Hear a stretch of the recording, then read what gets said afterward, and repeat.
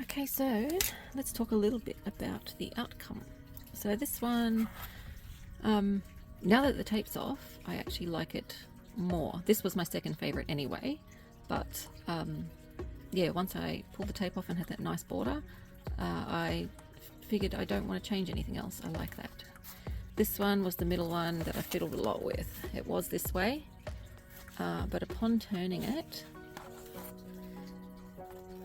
I feel like I think it's better off that way. And if I was to add anything to it, it would be minor. Like I might just accentuate those spots a little bit more so that they're slightly more prominent. And this one was my favorite. I like the flow of it, which is why you probably saw me not messing around with it too much. However, of course, I didn't burnish my tape, which is very bad of me considering it's something I go on about. So I'll have to fix that, but overall I still think it's alright, and I don't really think I want to add much else to that either. So this is where we landed for a little bit of neutral clay. Tell me what you think. Okay, so I've had a chance to come back the next day and check them out again, because when I made these last night it was 3 a.m. 2 a.m, something like that.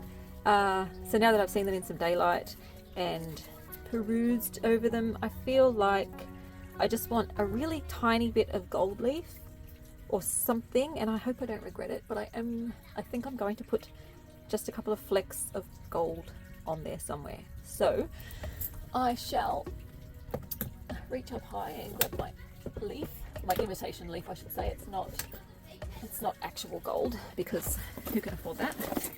And I guess it's a good time to also show you guys one of the ways that I would add it to, oh sorry, background noise, add it to my work. All right. So this is leafing size, which is an adhesive, and you can get away with, I think you can use like glue sticks and things for your leafing. But leafing size is different in the way that it doesn't, you know how glue dries and then you can touch it and it's fine. This stuff remains tacky, so you put it on wet and then it stays gummy, so that when you put the leaf on top, it holds it. Whereas regular glue will dry and you can touch it. But if I put this on my artwork and didn't put anything on top of it, it would stay tacky and collect dust and hair and all sorts of horrible things. Anyway, I might pour some on a scrap, because I really don't want a lot. And then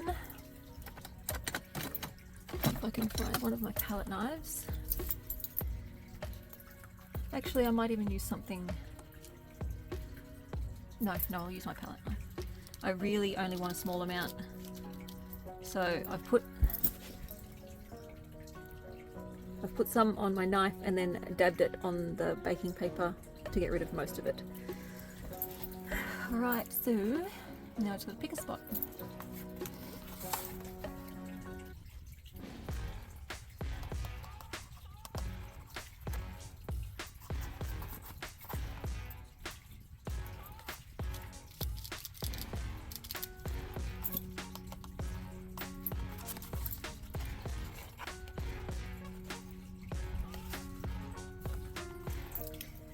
When you use the leafing size, you do need to leave it to dry. I'll say cure. When it's white like that, it's no good to use. You need to let it go clear or a slightly off-white yellowish color, and that's when it's ready to go. But because I'm using such a small amount, I won't need to wait long at all before I test it out. And I'm also a liar. I'm going to use copper leaf, not gold. I like the warmth that copper has, as opposed to the brassiness that gold has when it comes to leafing.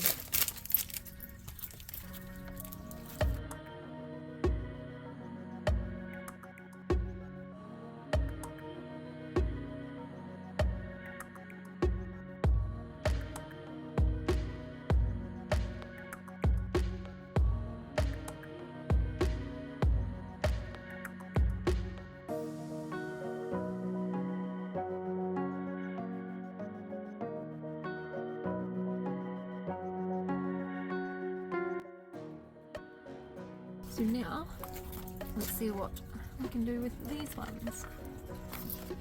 This one's still my favourite, and I just really don't want to touch it much, to be honest. I like the way that the charcoal and the pastel have become quite soft, even though it was a harsh black colour. And I love the way the white mixed in with my muted pink. I just really like that one.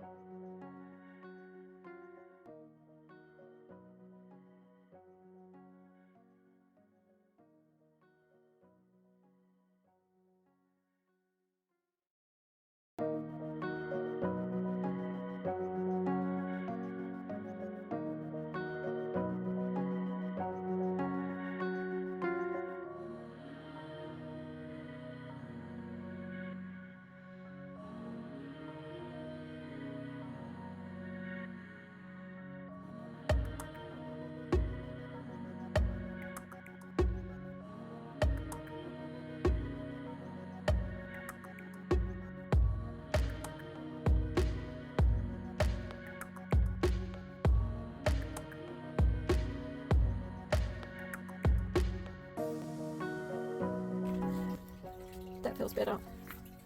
That feels finished to me now. Such a tiny little nuance, but a nice difference for me. So, yeah, I might frame those up and take some nice pictures. I also cleaned up that corner that bled too, so that came up quite nice. Pretty happy with those.